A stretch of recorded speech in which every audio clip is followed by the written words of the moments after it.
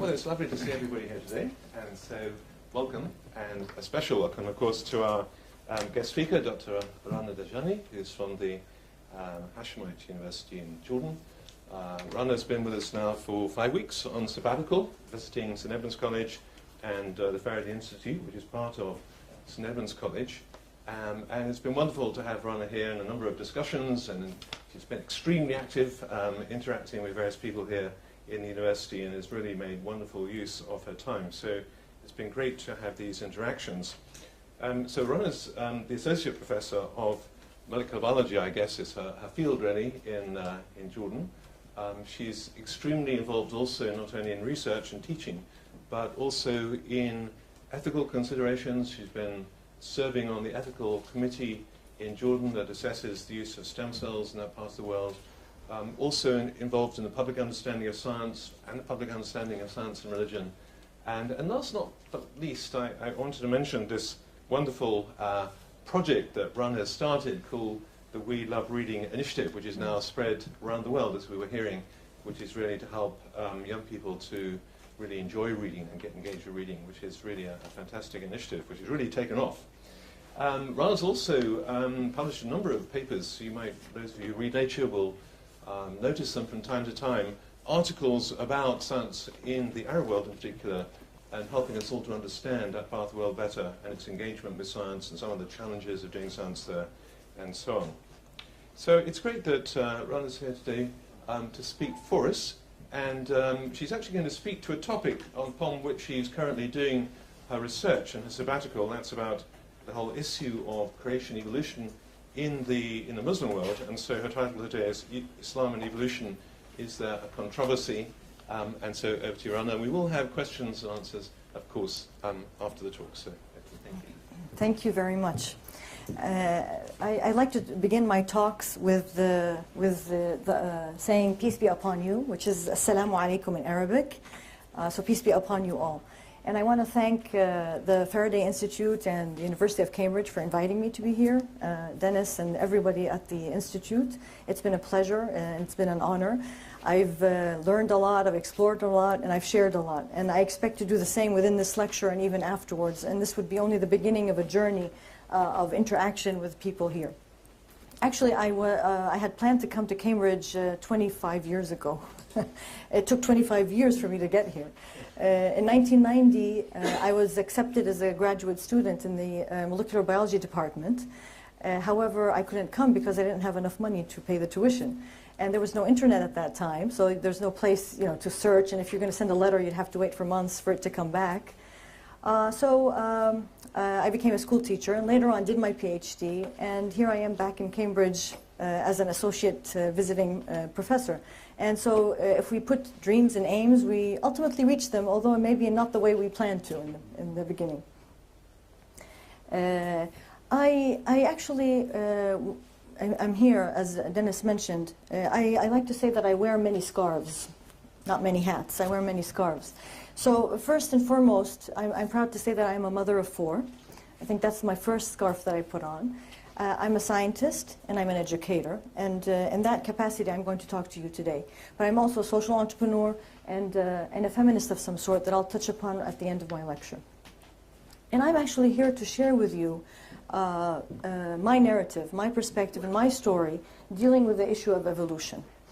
As a scientist, I never had a problem with evolution. And as a Muslim, to me, there was no controversy. However, in 2009, when I started teaching evolution at the university to my undergraduate students, that's when I really felt the controversy. And the reason is that the way we teach in the Arab world and in many developing countries is that there's kind of a schizophrenia between what we teach in the classroom and real life. So most of our students actually are taught in a rote memorization way. This is a list of things you have to memorize. They memorize them and they go to the exam. So whether they agree or disagree with evolution really doesn't figure in that exam kind of way of learning. They just memorize it and produce it on paper. However, the way I teach is I engage my students. I want to listen to their opinion. I want them to think things out and analyze them and tease them out. So if I'm going to do that, I'm going to really run into a problem because the public discourse is against evolution. And how did I feel that?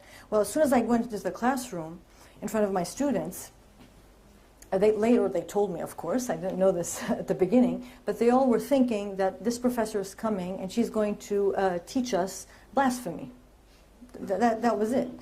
And here I am going in to teach them blasphemy. However, they were kind of confused because this professor is teaching blasphemy covers, and when you cover, that means you're a practicing Muslim. So this didn't make sense to them. There was something wrong. Which is good because it made them challenge their assumptions. She can't be talking blasphemy. She must have something worthwhile to listen to.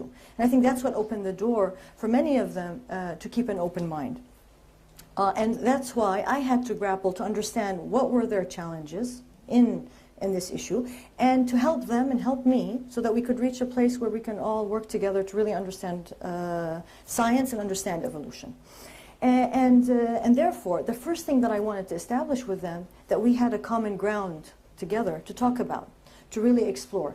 And the first thing I always do with them is make it very clear that there are different perspectives. And usually I do this exercise, which I'm not going to do with you because it'll take time. But I usually divide my audience into two parts. And half the audience, I give them the picture of the young woman, and half the other part of the audience take the picture of the old woman. And this is a very typical psychological activity that people do. And then after they look at these images for 1 minute, then I tell them, please turn the paper around, and then I give them the composite image. And I tell them, so what do you see? So those who had the image of the young woman would immediately see the young woman in this image. And those that had the image of the old woman would immediately see the old woman. And it would usually take a few minutes, and sometimes up to 10 minutes, for those who first saw the young woman to see the old woman, and vice versa. And the lesson was that I always tell them from this is that, and of course I love the awe moment when they suddenly see the young woman or they see the old woman and they realize that there's a different perspective. But the message from this is that in the end we have two opposing groups of students. One that supports that this is a young woman, and another group that supports this as an old woman, and they're ready to actually have an argument that I'm right and you're wrong, and you're right and I'm wrong. And I tell them, and this is exactly what happens, and this is how actually wars start, because we have a disagreement and everybody thinks that they only know the truth and they only know what's right. And what happened, how did this disagreement occur, is because some of them were conditioned for 1 minute to see the young woman, and some were conditioned for 1 minute to see the old woman. So I tell them, imagine not just a minute of conditioning, but a lifetime of conditioning, being in a certain environment for years, thinking that this is the only way, this is the right way. So how can you ever when you come in touch with someone else, how can you ever acknowledge that that person may be right? And ultimately, we finished that class saying that at least we can, if we disagree with others, we can try to understand that they may have a different perspective that is worth listening to. And I think that's the most important lesson that we can give our students. And ultimately, actually, I tell them, I'm not here to convince you or to prove to you that evolution is correct or not. I'm here to help you use your own mind to question everything around you and not to take things for granted. So if the imam says do this or your parent tells you do that, you don't necessarily have to take that opinion if it doesn't make sense to you, and only do what makes sense to you. And if at the end of the course you still don't approve of evolution, but it's your own conviction, then that's fine. We've at least progressed to that stage and you have an independent opinion. And usually in the end, well, I'll tell you what happens in the end after I tell my story. So the approaches that I've taken when I teach evolution, I start by trying to define what is our role as humans on Earth. And I use Islam as the religion to try to interpret that and find an answer to that. So the answer to me is that we are here to live in harmony with our fellow humans, to live in harmony with all other living things, to live in harmony with our environment, even the non-living, the whole universe. And there are many verses in the Quran, and the Quran is the book of Muslims, that actually encourages us and guides us that that is our role in life. And the Quran, which is our book of or guidelines that was sent to Prophet Muhammad in Islam, to me it's not a book of science. I don't look into the Quran for scientific facts or proofs. To me the book of the Quran is setting guidelines to tell me how to live my life in harmony with my fellow human beings and other living things and the universe. So it's a set of rules of how to conduct my life.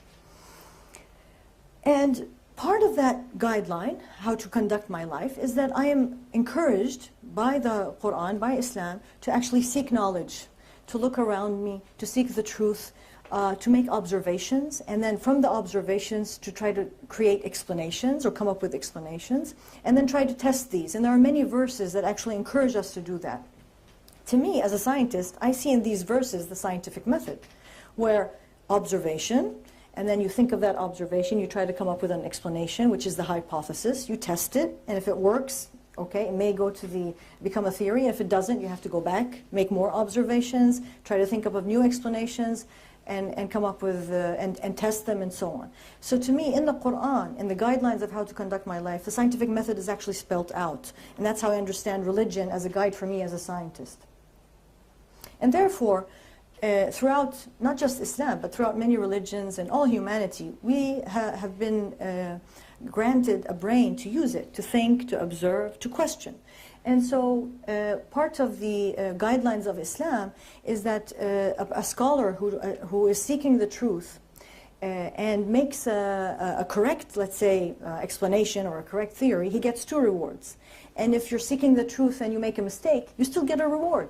To me, this is very liberating, because this means that I can ask and question and seek the truth as much as I want, and I should never fear making an error, because we are human and we're going to err, and what really matters is our intention in seeking the truth. So these are the guidelines that are set to me by my religion as a scientist to conduct my life. And this is what I teach my students. Therefore, I tell them we've got to observe the world around us, look around you, and see what you can see, and think what you can think. And I tell them, so somebody actually did that, and his name was Darwin. and he did his observations, and he thought about it, thought of explanations, and he came out with the theory of evolution, or the natural selection. And I briefly, I'm not going to go into any detailed description of evolution, because this is not the purpose of the lecture, but I'm just going to briefly give the tenets of what Darwin came up with. And his tenets were that species change over time, species are derived from common ancestors, and that Earth and life are very old. But this process took a very, very long time. All right, this is great. And I also try to dispel some misconceptions that people think about evolution. And some of them are that natural selection does not lead to perfection. This is very important to keep in mind. That natural selection is non-random, and it's not progressive either. And that there's no higher or lower organism. Each one actually evolved to be the best fit for its environment. And that natural selection adapts populations to conditions that prevailed in the past, not conditions that may occur in the future. And because what I found out is many of my students actually really don't understand what evolution is about. And so they have all these misconceptions, and through those misconceptions they make conclusions and assumptions. And I tell them evolution is actually all around us. I mean, farmers throughout history have been doing artificial breeding, which is, in a way, artificial selection. It's doing evolution controlled by humans, whether it's how we produced all the crops that we eat, and so on. And not just that, actually the vaccines that we all use are actually following the laws of evolution, where we know, or antibiotic resistance for that matter. All these are based on the laws of evolution, where we have natural selection, and only the fit are the ones that survive, and so on. So I explain all the science as we go through the course of what natural selection is and what is the proof for it. And then we come to, so what happened? What happened to Darwin and his idea, and what happened, how did the public receive Darwin? And so in this case, we have to put the context of the community that Darwin was living in. And of course, I'm not an authority on Christianity. I don't understand, I will not make any claims. But what I've read, and from the books that we use in our teaching, which are from Springor, so they're the authority that I'm quoting, that there were some groups of Christians that supported Darwin, but there were some groups that didn't. And those that did not support Darwin and were against him actually did it for the 3 reasons that are up there. To them, as they read the Bible, in their interpretation, which they call special creation, that species do not change, each species is separately created, and Earth and life are very young. So there was this group that were opposing Darwin when Darwin came, and up till now we still have a group of these people who claim special creation. Now, let's look at the Islamic civilization and how they dealt with this issue. Well, first of all, if we go back, really back in history, to the golden age of Islamic civilization, if we go back as ancient as the 8th century, they were actually scientists who had come up with rudimentary theories to evolution. And these are all recorded and documented. So we have Al-Jahiz, who talked about birds and how birds evolved and changed. We have Ibn Miskawayh, who also mentioned different forms of organisms. Ikhwan al-Safa, similarly. Ibn Khaldun even referred to human evolution in a certain way. So there were rudimentary theories. They never ran into any problem in the Islamic civilization. Nobody labeled them as blasphemers or going against religion. It was fine. They were just scientists exploring the world, seeking knowledge, and trying to find explanations. And even if we fast forward to the time of Darwin and look at what was going on in the Islamic world during Darwin, we find that actually in the 1880s, there was a special scholar living in the Levant area, which is Lebanon now, called Al-Jisr. He was a Muslim scholar. He wasn't a biologist. He wasn't a natural scientist, but he was a Muslim scholar, philosopher. And when he read about Darwin, he didn't read the book because The Origin of Species was only translated in 1928. But he read about Darwin's theory through other people's writings. And he wrote a treatise of 400 pages that discussed evolution, but not in a negative way. He actually supported it. He had a few issues that he was arguing, but you would imagine, of course, I mean, he had no background of biology. So you would think that he had some points that he wanted to clarify. But there was no issue of blasphemy or this is against religion or against God. Another well-known intellect in the Ottoman Empire, also around the time that Darwin's work became publicized in the 1880s, who also wrote about Darwin, wrote about natural selection, and there was no problem with him. So the general Muslim public had no problem with Darwin, even in the late 19th century.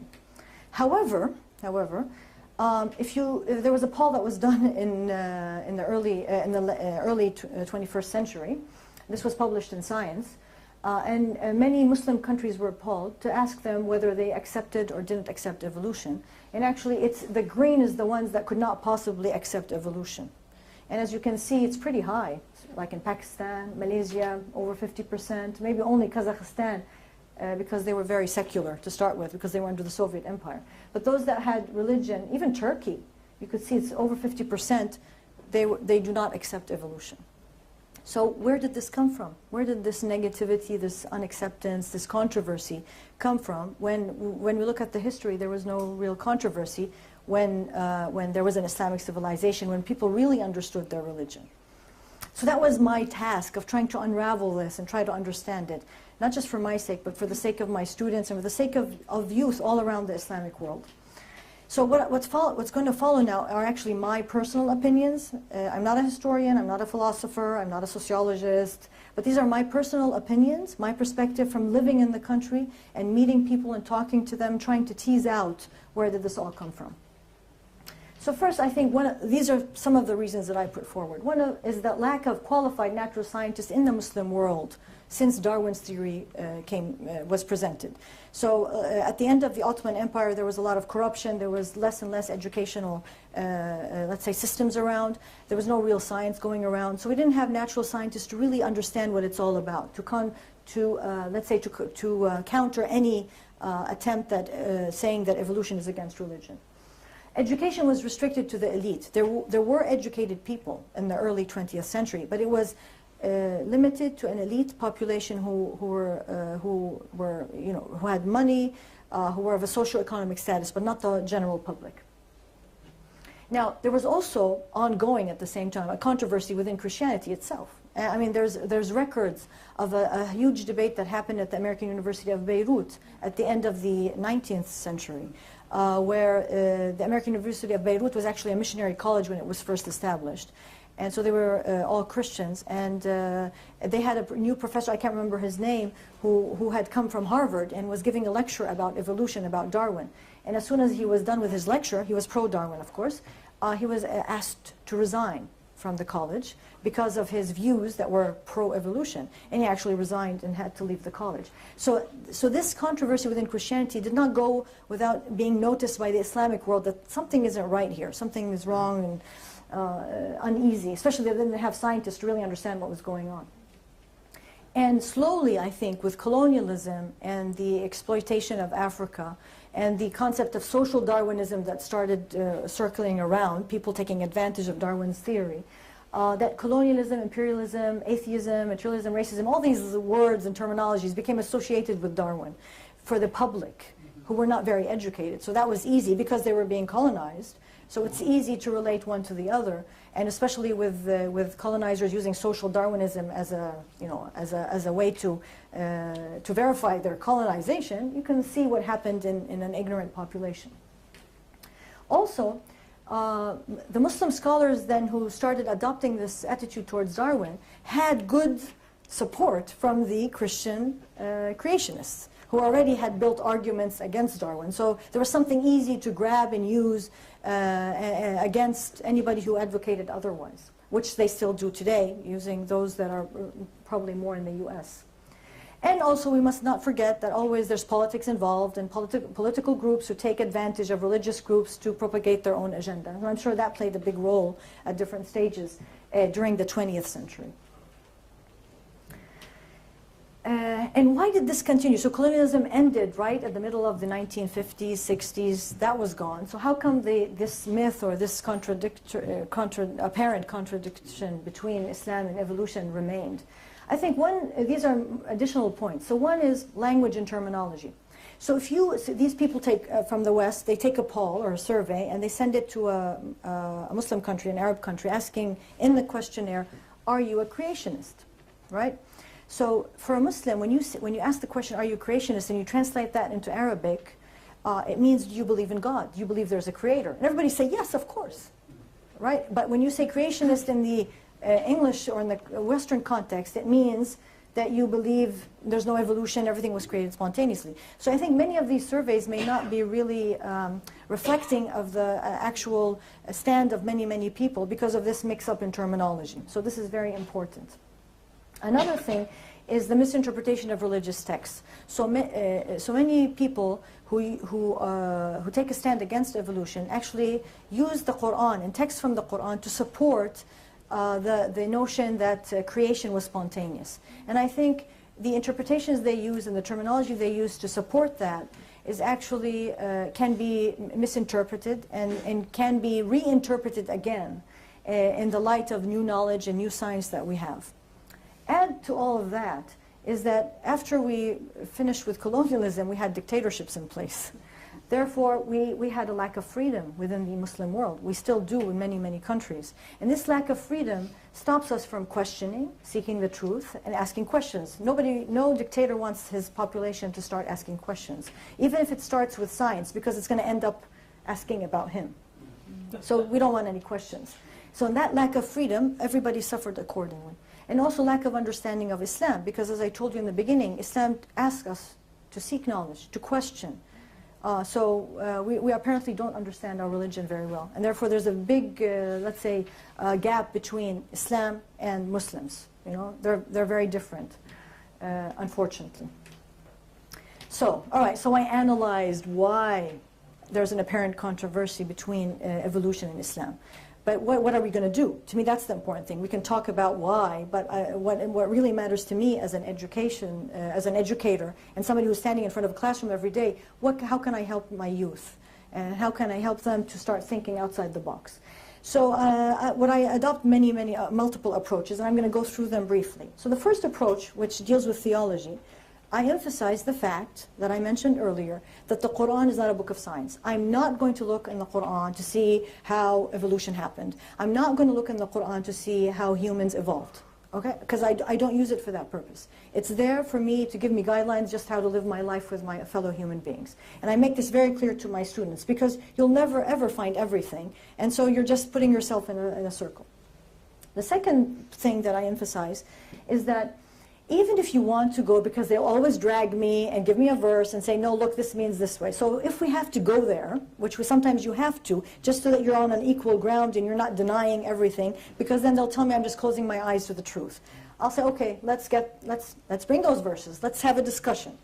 And I tell them, if you're using a particular interpretation that was done 1,000 years ago, that's okay. That person who made that interpretation was sincere. He tried his best, but we all err. It's a human thing. And so we may come up with a new interpretation in light of the new knowledge we have or the new scientific discoveries. And in this process of reinterpretation, we call it ijtihad in Arabic, which means effort. Because in Islamic law really depends on three basic tenets. So we have the Quran that we go back to. We have the Hadith, which is everything that Prophet Muhammad said. And we have ijma', which means scholarly consensus. And this scholarly consensus comes from a group of scholars who do two things. They do ra'i, their personal judgment, and they do qiyas, which is analogical reasoning. They try to find precedent, and they put them together to come up with a new, let's say, explanation or a new interpretation. And so what I ask my students is that we need to revive this ijtihad. We need to revive the ra'i and the qiyas, to relook at all the verses of the Quran and reinterpret them in the light of modernity, of how we're living our lives today and all that, while respecting those that came up with whatever verdicts they came up 1,000 years ago, but moving beyond that to what we need in our modern life. And so I give the typical example that I'm always faced with my students when they give me these two verses as examples, that it's impossible that evolution happened and that things took time. God and that humans came from apes. Oh my God, this is like terrible. And so they use this verse and tell me, see, this is a verse, he who has made everything which he has created most good. This is, of course, a translation into English, where you lose a lot when you go from one language to another, as I'm sure everybody can comprehend. He began the creation of man with nothing more than clay. Or this one, we have indeed created man in the best of molds. So they're telling me God says in the Quran that humans are the best, the perfection. And I tell them, okay, let's look at this. What is that word, most good? Or this word, the best? What is that? Of course, most good, the best, in Arabic, it's the same word. But look how the translation is different. But in Arabic, it's one word that's used for both. And the word, for those who know Arabic, is ahsan. Ahsan could mean most good or most best, but it also could mean the most fit. Because Arabic is so rich, and every word could have 20, 30 different meanings. Those who interpreted these verses 1,000 years ago were thinking humans, perfect, so it's the best. Me, as a scientist, biologist, I look at it, no, it's the most fit. And it is the same word. We use it in our everyday language. We say ahsan, meaning the most fit. So I tell them, see, I can refute whatever interpretation you're using to support that evolution is wrong by just looking and reinterpreting the word in a different way. But I keep reminding you, we don't want to be dragged into this discussion because we will ultimately, it's not very beneficial for science. Another thing that they argue is that the word create, and I think this is the same thing in Christianity, that create means instantaneous, spontaneous. It's like just like this, right? And then you have an organism or a human or whatever. And I argue for them. I mean, create is a verb, and it could take a long time for that action to happen, that process. And so I have no problem with create meaning it took billions of years. It doesn't have to necessarily mean it was spontaneous. And the really strange thing where there's this dichotomy is that in the Muslim world, if you talk about creation of the sun and the moon and the universe, and the verses say create, they have no problem that it took billions of years. But if you talk about living things and humans and say create means millions of years, they have a problem, that it has to be spontaneous. So I tell them, why do you agree with one but you disagree with the other? And to me, and when they talk about time, that things have to be spontaneous, I remind them that as humans we're caught in the dimension of time by virtue of our biology. While we believe that God is above all dimensions, so therefore time is never a problem for him, right? To him the time doesn't exist. For us it does. So we interpret things within a time frame. He doesn't have to use that. So creation for him isn't a continuous thing. He's outside of time. So it's something we have to imagine. And of course, and these are verses from the Quran that say a day for God is worth 1,000 years of what you count. Therefore, time is never a problem for Muslims as a one to disprove evolution. Therefore, and then we go to the next point. And I tell them, even evolution never even discussed God, whether he exists or not. That wasn't the whole point of evolution. Evolution is about the laws that are present in nature to explain how diversity came about. It doesn't discuss how that all started. That's a different issue. That's a different discussion. And so, therefore, if you believe there's a God, that he created the universe and life, that doesn't contradict that there are laws, physical laws and biological laws that control how things evolved and moved on. And to me, actually, to explain the diversity of living things, I mean, there's two explanations. Either you're saying everything was created spontaneously, every creature, or you're saying there was a simple law that created everything. And as scientists, we always know that the simplest explanation is usually the true explanation. And the simpler the rule is, I think it's proof of the elegance and the power and the strength of the divine that made it. So to me, evolution is actually more proof that there's a God than there isn't. So how could you say that evolution equates to atheism? It doesn't make sense to me. And I always put the last paragraph from The Origin of the Species, because they keep telling me Darwin is an atheist and he's against God and he denies the presence of God. I have never met Darwin, I don't know him, but I took this last paragraph from his book, and to me this indicates that, I mean, he was never discussing God. In his book, he was talking about natural selection and the laws. And so we don't have to go into that other discussion when we discuss evolution. And I think this is a very beautiful way of how Darwin put it. And I tell them, I mean, he was a person who tried his best to explain the phenomena around him. And like the first hadith, I mean, we try. If we err, we get a reward. If we don't err, we get double rewards. And we're all scientists and we're all humans striving to find the truth in this world.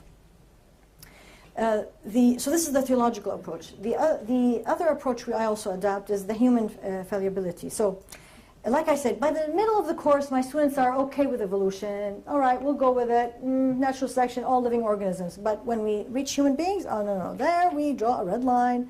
That doesn't work. And to me, this reminds me very much of a verse from the Quran that reminds us not to be arrogant. Because to me, when you say, when one of my students says, but I am a person, I'm a human being. God really made me special. I cannot come from any other organism. And to me, I'm telling you, but you're exactly saying what God told you not to do, to be arrogant. You are part of this creation. You're in harmony with the world and the living creatures around you. And so don't be arrogant. And don't you listen to those who talked before you who are arrogant. You're just part of this, part of creation. And to me, this points to actually conservation of the environment. If we think that we are very special and we are outside everything else, that will help us propagate taking advantage of the environment, rather the approach where I am part of this creation, I come from other forms, therefore we all have to work together to preserve our environment and take care of it. And these are the arguments that I put forth for the students. And of course we also run into interpretation of verses, and just to humor them and to help them, there in the Quran there are many, many words, terminology that could be interpreted in different ways. So instead of human, we have different terms. So we have bashar, we have insan. So these could mean different stages of human development. We have insha and khalq, which could mean creation, development, evolution. So there's a lot of terms. If somebody wants to go into that field, as I tell my students, they can really explore it and look for different meanings that would support the theory of evolution, if they wanted to go that way. And of course, there are also even verses in the Quran, I'm citing two, that actually talk about humans still evolving, and that they will keep on evolving, they will keep on changing all the time. But of course, there's different ways to read them. You could read them in different ways, depending on the level of science, the circumstances around you. And so here, there's like, he constructed you from the descendants of other people. We replace the like of them with a complete replacement. I mean, but these are verses, and like I said, I don't want to draw anybody into this. I don't want to draw myself into this kind of discussion. But I put forward, because you need to be on a common ground with the people who discuss, to say, if you're going to use these won't work for your proof. Oh, of course, ultimately we come to the story of Adam. All right, fine, human evolved, but how do you explain Adam and Eve and the story of Adam and Eve? All right, so I don't have all the answers. So what I tell them, that you have to, for me personally, I look at the story of Adam and Eve as a metaphor of what is the responsibility of human beings on this earth and where they lie, because that follows with the concept that the Quran is a guideline for life, not a book of science. But this is an open door for everybody, now and for the future, to explore these questions and find out the answers. If we're going to find out all the answers today, There's no point in continuing. And the idea is we keep exploring, we come up with answers that may work today, but it may change tomorrow. And that's the whole objective of our being on this earth. Then comes the question of conscious. All right, fine. So they ask me, how can you explain that human beings have a conscious? So my answer to them, first of all, we really don't understand how the brain works to start even talking about how it evolved. So we're still on that journey, we're still on that path of trying to explore. However, having said that, if we don't understand something, we don't say that it doesn't exist, we don't ignore it. We acknowledge that we don't know, and that we're trying to explore and we're trying to learn, and that we are limited. And the example I give them is that, so a long time ago, when people didn't know enough science, they would say if somebody had the plague, they would say that you had bad spirits, right? And now we know it's just a bacteria that's in your body doing what it's doing.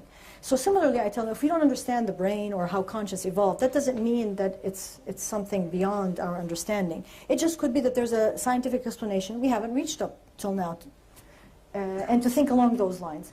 And those lines actually to lead me, I mean, this is my perspective, is that even miracles that we presume are miracles, meaning when for a common definition of miracle is something that is supernatural. To me, it's not about supernatural. It's probably following a law that hasn't been discovered yet. Just like we don't understand consciousness, we don't understand the brain. The miracle is a law or a scientific thing, anomaly, that has a scientific explanation that we may discover as science advances. But we also have to remember, even as we progress in science and as we discover new things, we have limitations. Some of those limitations that we are trapped in time, right? We exist in a past and a present and a future. And there are dimensions above that, and it's very difficult to imagine them. And that's why the question of destiny is always like, because we're trapped in time, how do we choose? How do we know what's going to happen? And I like the metaphor that actually Carl Sagan put forward, and I'm going to use it. And that helps explain our limitation. So however much we learn and know, we are limited by our biology, by our neurons and how we are made. And to make that closer, let's imagine we're ants. So ants, as biologists we know, ants can only comprehend 2 dimensions. They cannot comprehend a 3rd dimension. So if you've seen ants, you know, they walk towards a wall, they hit the wall, they keep walking up and then fall, because they don't know that they're going up. Up does not exist. There's no up. It's just X and Y. So let's imagine we're all ants living in a town of circles, right? So we go into our houses, each one of us. We open the circle, go in, close the door behind us. We're safe in our circle. Then let's imagine there's a sphere coming from above and bouncing right in the middle of our circle home. As an ant, what are you seeing in front of you? Something appearing out of nowhere, increasing in size, and then disappearing. So what do you do as an ant? Oh, this is metaphysical, you can't explain it, so you start trying to relate other things to explain it. When we all know that that's just a 3rd dimension, there's a scientific explanation, and everything's fine. So if we are like ants in other things, we are limited in our biology. Okay, we're better than ants, we can understand a 3rd dimension and time, but there are other dimensions that we can never comprehend, however much we discover, because we are limited by our biology, how we are made, the cells that we have in our mind. So we have to keep that in mind if we encounter something we cannot explain, that we'll be limited. So to conclude, this is let's say the path that I approach whenever we reach a contradiction as a scientist and a Muslim. So if there appears to be a contradiction between something scientific and my religion, first I check the science, because we know science is changing all the time. This is a fact. We know what we discover today is true within the circumstances of today. Tomorrow the circumstances may change, science may change. So we have to make sure that within what we know, within our limitations, that this is the real science. We know that tools change, and tools limit us, and the more advanced our tools are, the better we can understand science. And we also have to acknowledge like I said, our biological limitation. Now, if we tick all these boxes and we're sure of whatever fact that was discovered, and we're still contradicting, then I go to the Quran, the interpretation of the Quran. I don't question the Quran as such because I believe in it as a Muslim, but I question the interpretation, which is human, and humans err, and that's okay, and this is part of our job of seeking. And in this context, I suggest creating committees. So it's not just me going to the Quran and trying to make my own interpretations, because I'm only one person and my knowledge is limited. The idea is to create committees that are made of stakeholders from multiple fields that relate to that controversy. So for example, we actually did that for the ethics of stem cells. So can we use human embryonic stem cells or not? So what we did, we created a committee of physicians, scientists, developmental scientists, Islamic scholars, Arabic language experts, lawyers, and we all sat on a table to discuss human embryonic stem cells. So this is what I would suggest for any controversy. This is what we should do. And that these committees don't just meet once and create a verdict, because science is changing all the time. That these committees should meet regularly, keep addressing the issues as they come and as science advances. And that some of those peoples on that committee should come in, I don't know if the right word is to say naive, so that they're not limited by a particular way of thinking, so that they can really explore what this all can mean. If you see what I mean. I think this is very important for any kind of scientific discovery. We find many times that as scientists we are in our own silos, we're very narrow-minded, and then somebody comes in from another discipline with a brand new idea because he or she were not limited. And I like to tell my students the example of, we all grew up, I think most of us are old enough, where the paradigm was a differentiated cell can never go back and become a stem cell. That was like, that was holy, no way. And then now we know that we can't do that. So somebody thought outside the box, somebody challenged the assumptions. And so you need people like that within these committees. And then, are we going to come up with multiple opinions? Of course, there's not going to be one opinion. I think this is very healthy. And this is part of science, and actually this is part of Islam. Islam is about multiple opinions. And so long as we respect each other, and we can understand where we're going with it, that's okay, and that's very healthy. And actually that's evolution, right? Diversity is the most important thing for the survival of the species. And lastly, to encourage the study of philosophy of science and of the humanities. In the Arab world and the Muslim world, all of our intelligent students, let's say in youth, actually go into science and engineering and medicine. And very few, I'm not saying all of them, but very few go into philosophy and humanities. And to me, in order to build this understanding of what is science and what is religion, you need smart, intelligent people who really study these issues in depth so that they can tackle them and help form what they are, and ultimately help in forming the identity of the young youth as we go forward. So the relationship between science and religion, to me, they're not each one alone, and they don't complement each other. It's actually a fluid relationship. It's a harmony where it keeps going back and forth. It's a dialogue that keeps us going as we progress through life, testing and experimenting and learning from each other. And this is how we will contribute to generate a generation of Muslim thinkers who are free thinkers, who have no controversy between their religion and science. And going back to the original problem that I analyzed in the beginning, to me the problem of the contradiction, or the apparent contradiction between evolution and Islam actually is a result of the certain attitudes towards science and culture that were imported into Muslim societies that didn't exist 1,000 years ago in the process of Western globalization. And so it precluded the development of a uniquely local approach. And what we want from our Muslim young youth is to be able to come up with independent local approaches that would not just enrich the Muslim community, but actually enrich all humanity, because this is a new approach, a different approach than the Western approach to science, or to evolution in that matter.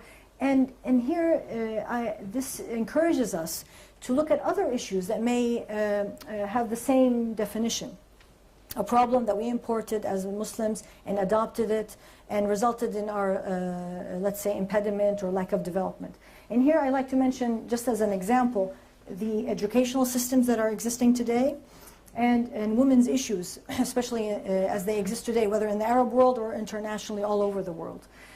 So this is a call for others to talk. And just about the women's issues, why it became really something I was very interested in the first part of my sabbatical in the fall, is that there was an organization based in the UK called Muslim Scientists, and they came up with a list of the 20 most influential women scientists in the Muslim world. And I was on the list, so it was good.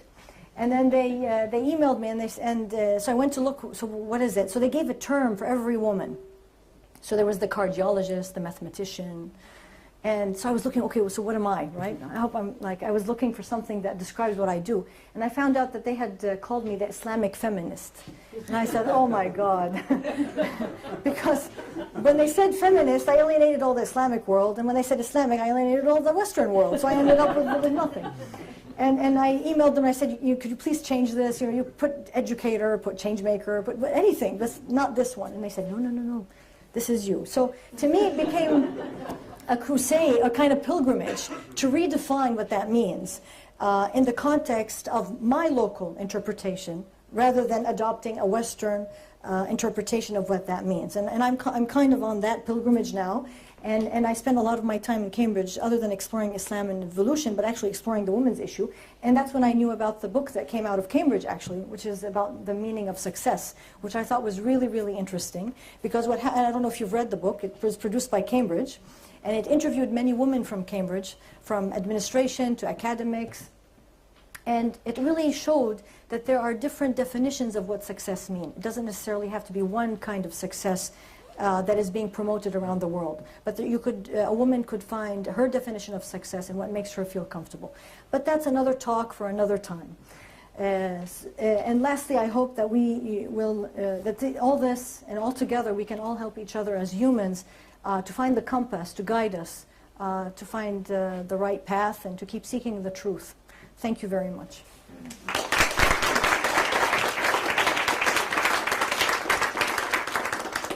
Thank you very much, Rana. It was great.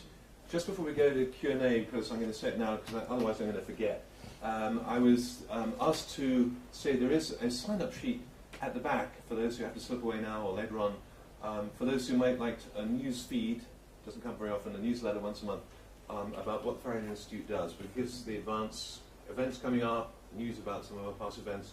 If you're interested in this whole science religion area in general, then you might want to sign up for that. So, and it's on the table at the back, I think. So I think I've said my bit. So over to you now for questions and discussion.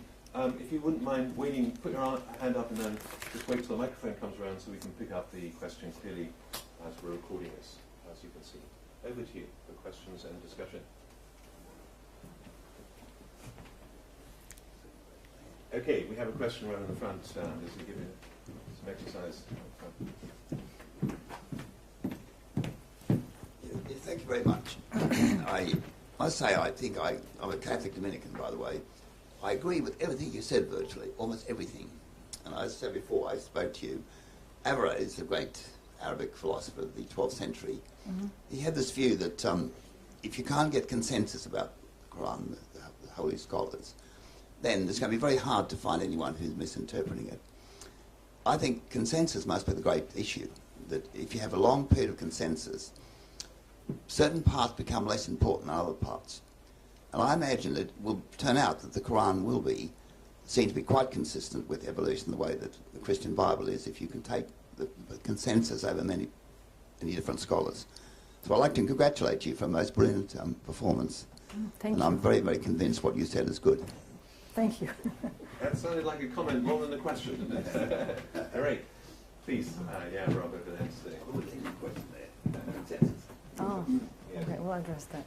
I would like to second the previous commenter's comment. But in addition, I have a question as well. And it's fairly specific. So if I remember correctly, post-Ottoman Turkey was fairly secular.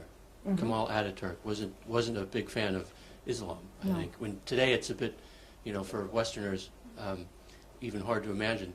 And I wonder, very specifically, what was like science education in Ataturk's Turkey?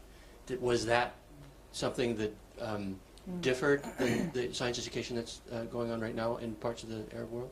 Okay, that's a good question. As I said, my disclaimer, I'm not a historian, and I haven't been to Turkey in that context, but what I've read and what I've heard from different scientists in different conferences is that during Ataturk's, which is the 20th century, it was very secular, and yes, they taught evolution. All professors were very pro-evolution. And I think Dennis would comment on this. And then when they changed, now the government is a little bit more, it's more religious and more Islamic. There's no stand on evolution, if I understand, but you have those special creationists that are coming out. I don't think they belong to the government or to belong to everybody, anybody. They have their own group that's coming out promoting views against evolution. But I think, Dennis, you could share with us a very interesting... Well, I'm going to actually ask Alper Bilgili, who has done a lot of study, he's from Turkey here, if you'd like to make a few comments on that. If you can give Alper the microphone, he's done a lot of research on that. So do you want to comment on that? Yeah, maybe a few words. Yes. Thanks again. Yeah, Atatürk was very secular, actually ultra-secular, we can say. And he was supporting Büchner's views. Do you know Büchner from 19th century German materialist Büchner? He was a big fan of, Atatürk was a big fan of Büchner. And he wanted to change the system radically. But the problem is that I think we're exaggerating the education system's changing capacity on people. So people were creationists before new creationists even emerged in Turkey. I mean, the education system couldn't change what people think really. So I think what you do is much more efficient in changing Muslims' views compared to what seculars really did. So I really appreciate it in that sense as well. Thank you. Perhaps I could just add, I mean, I taught biological sciences. Oh, you want a mic? I need a microphone. Do I need a microphone as well? Maybe I do. Yes, just a comment to add then, I taught the biological sciences for 9 years in Turkey during the 1970s. And I cannot remember a single time when anybody objected to my teaching of evolution during that time, over 9 years, not even one student. Now, but there is a reason for that. I was teaching in a very secular left-wing university, and the universities in Turkey tend to, not so much perhaps nowadays, or Alper might know better the contemporary situation, but they tend to split it rather into the more secular left-leaning universities, in which I was teaching in one of those, and the more kind of religious universities. And so it might be a little bit different now, I think, if I was teaching biology in one of the more religious universities. But so Turkey is pretty split, really, you know, between the secular side and the more religious side. So that will come into that discussion. Okay. Can I comment on that? Yes. Those, when you're talking, there are secular universities in Turkey and religious universities in Turkey, but that's not talking about the evolution thing. Because as I understood from you, that people were open from the government, even religious government, to talk about evolution in general, or not? I mean... Yes, I mean, clearly in Turkey, I mean, evolution is part of the normal program of teaching in high schools and the universities, and from that point of view. But I think what you might find in high schools, when the teaching is from a more religiously committed teacher, they might also say, well, by the way, I have to teach this because it's in the curriculum, but I don't believe it myself. And you will get that, you know, in certain Turkish schools, and you will get it in some religious universities as well. Yes. So that's what I mean, really. It depends where you are. The guy, I mean, the famous Turkish person who is a keen creationist is Harun Yahya, not his real name, but you know, who lives in Istanbul, who has exported his books, his creationist books around the world. And so I think in the Muslim world, the books of Harun Yahya are very well known. He's not a young Earth creationist, but he's a sort of old Earth creationist, really. So. More questions? Yeah. Here we go. I have a question over there. Thank you very much for your talk. For me, it's quite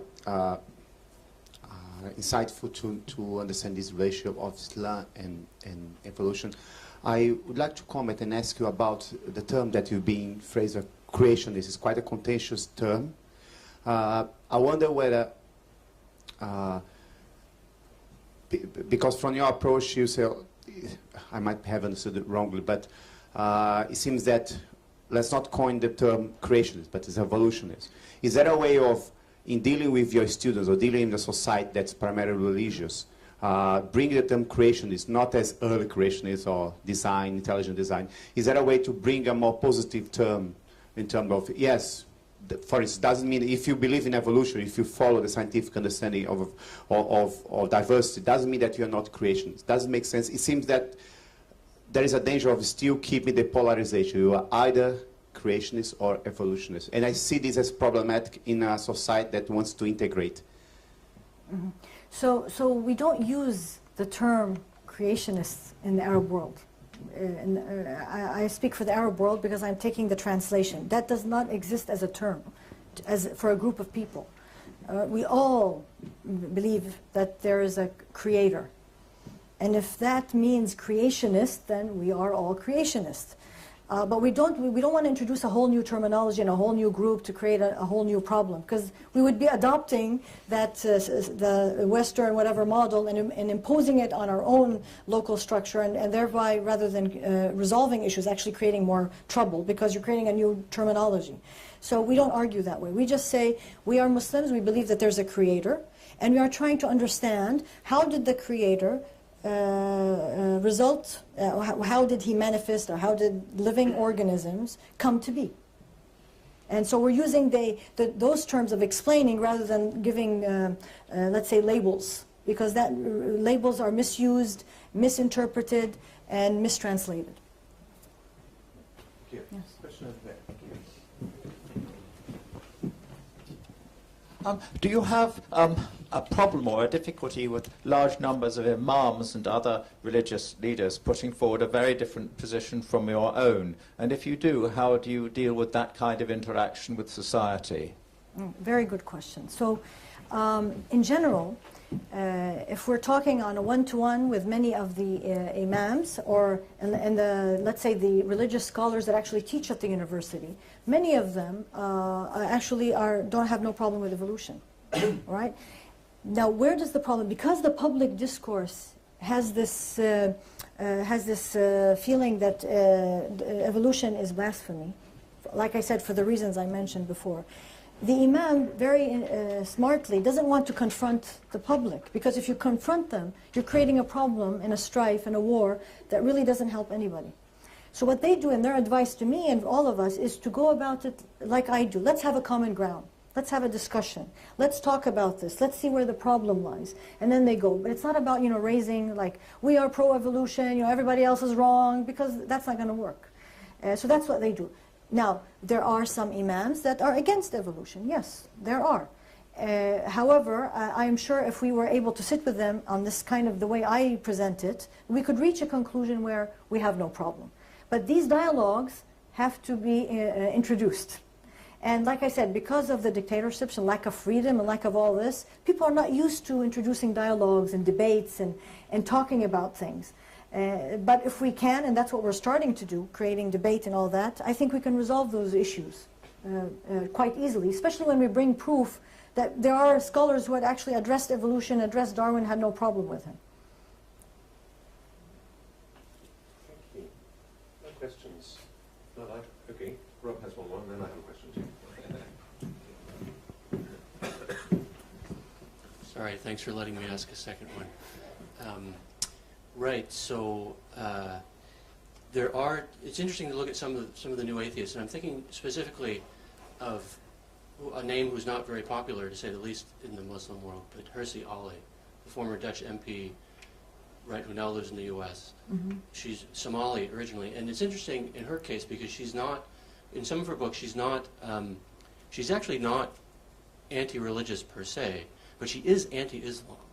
And I wonder, so if that name doesn't ring a bell to you, then No, it doesn't. Yeah, Ayaan Hirsi Ali Oh, from it Somalia. doesn't ring a bell. Unless you tell me something she did, maybe I'll remember. Yeah. That's fine. It's just she went to she was on a lot of talks. She went away to the US, I think. Yeah. All right, so I don't know her. I don't know her to comment. Yeah, but no, I don't know her to comment on any stance she has. I would have to know a lot more to make a public comment on her. I can just tell you what she thinks, which is basically that she's not anti-religious per se. In fact, she recognizes this problem that you very clearly articulated, that confrontation is not a productive way to save the hearts and minds of the vast majority of people on earth who are very religious. But she is anti-Islam, and my question is, why would someone who, by all appearances, is a very, she writes, as far as I can tell, good books. I can't really judge her views on Islam, of course. But why is it that she singles out Islam, would be my question, as opposed to religion in general? Okay, so like I said, I don't know, I didn't read her books, so it's kind of be difficult to actually comment, but I can say in general, I don't think she's alone. I think you will always find people who are anti-Islam. And that's why I can speak in general about those people, what I perceive from them. But it's nothing about her personally because I don't know much about her. People who are anti-Islam, the reasons I think they are like that are multiple.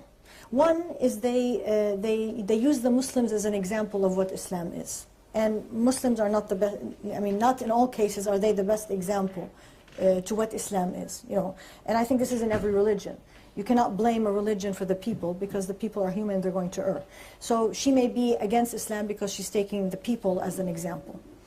And that's wrong. So that's one response. A second response is her misunderstanding of Islam itself. She may not have read, she may have read the misinterpretations that we're talking about, very similar to the evolution issue. So people are against evolution because they're reading a certain interpretation of what religion says. And she may be doing the same, but the other way around. She's reading a misinterpretation of Islam and using it as this is not good. Where if she read another interpretation, a better interpretation, she would realize that it's actually not what she says. And then we can never deny that there may be a political agenda behind anybody, right? That's why I'm not commenting on her, I don't know her, but I'm saying these are the general reasons when you find somebody who's against a particular religion or something that's really global and ancient and it's been around and there's so much proof for it rather than against it. So these are three reasons that come to my mind, just like off the top of my mind. Was the question in the back? Thanks. It's actually just a brief comment on Ayaan Hirsi Ali because I did a bit of research on her recently, and I don't know much about her and I haven't read her works, but from what I've read about her and some comments that she's made in her books, as far as I understand, she had quite a bad experience as a child growing up in Somalia, and I think was married off to somebody at a young age, and talks quite a lot about kind of tribal Somali practices, about FGM and kind of forced marriages and people killing women for doing things. So from what I understand, her views of Islam are actually based on kind of these very tribal practices in Somalia. Which she's then kind of, what's the word? Projected onto Islam generally. And I think that's why she's such a fierce critic of what she calls Islam. But if you actually look into it, it's very specifically tribal practices in Somalia. So that's my understanding anyway. Thank you, that's very helpful comment. I'd like to ask a more theological question. It's a theological question, certainly in the Christian world, and I want to know whether it plays out in the Muslim world in the context of evolution. Okay. So in the Western world, we have, people say, well, here you Christians, you believe in a God of love. You also believe in evolution, and God brings about biological diversity by this terribly wasteful process, which entails all this death and suffering. 99% of the species that ever live are gone extinct, and so on and so forth. So you can't possibly believe in a God of love and all this other stuff as well at the same time. That's an impossibility. So that's a pretty sort of standard objection, that one hears all the time. What do you think? I mean, is that a problem for people in the Muslim world about it? I mean, you mentioned a number of problems people have in the Muslim world about evolution amongst your students. But do they raise that one? Is that a problem for them or not? No, that was never a problem. Okay. So why not? Why not then? And I believe the reason is, part of Islam is that there's a reason for everything and that there's a grand plan, meaning that maybe on one level we see that this is bad, but on the bigger scale there's a benefit for it in a way that we may not comprehend because we are limited by our biology. We don't really know everything. So this kind of interpretation, this is how we understand religion, this is how we understand the world. So that would never be an objection towards evolution from an Islamic perspective, to my knowledge. Thank you. That's helpful. Okay, Lydia. Yeah, a similar question. So another objection which you would hear quite often so from a Christian viewpoint, is that death is linked to sin. So you couldn't have at least human death before you have sin. So is this an issue at all, or the whole area of original sin from an Islamic That's a good question. And I'm connected. I don't need one. Thank you. So in Islam we don't have original sin. We are born, humans are born with no sin at all. And to us, the story of Adam and Eve is that Eve had nothing to do with Adam. He made a mistake, and Eve has nothing to do with it. And he repented, and things moved on. And we are all born without sin. We go about our lives. If we do a mistake, that's a sin. And if we don't, and we can repent within our lifetime. And if we don't, and we die without repenting, we will face the day of judgment. And we will be accounted for by our intentions, not by the action. And to us, this is very important, because you may do an action, but your intention is good. So we don't have the problem of sin, and therefore death has nothing to do with sin in that context. So that whole argument doesn't even exist in the Muslim world. There is no fall in Islamic theology in the same way as in Christian theology, basically. Yeah, it does not exist. People are born as a blank slate Exactly. in Islamic theology. Right. Yeah. And you fill it up. And young children are angels, and then they suddenly get to the age of 7, and the age of responsibility, and whoa, okay, then they suddenly are treated as responsible adults. Well, not 7. Okay. Yeah, you have to be old. You have to be. Slightly, Yes, you have to be yeah. consciously responsible to be judged. Yes. And like I said, when you are judged, your intentions are judged, not your actions. And so if you're, and then your intention alone is not enough. You have to actually do the action for it to be counted as bad for your intention. So you may have a really bad intention, but if you're not doing it, you're okay. You're safe. So in a way, it has a lot of trust in the human to do what is right. And then death would be a natural happening? Yes, death is the natural ending of life, as a cycle of life, and has nothing to do with sin per se. Well, this is all very interesting. We could probably carry on for quite a long time. If somebody has a burning question, we can take one more maybe, and then I think we should probably allow people to go off and have their suppers. Sorry, do you have one question? Please, yes. Do you want to pass the microphone over? Thank you. Yeah. It's a completely different sort of question. Will successful treatments based on molecular biology change the doubters' minds about evolution? So if people see GM crops growing and feeding populations, if they see successful stem cell treatments for individual patients, will that cast a better light on evolution in the minds of the doubters? Mm-hmm.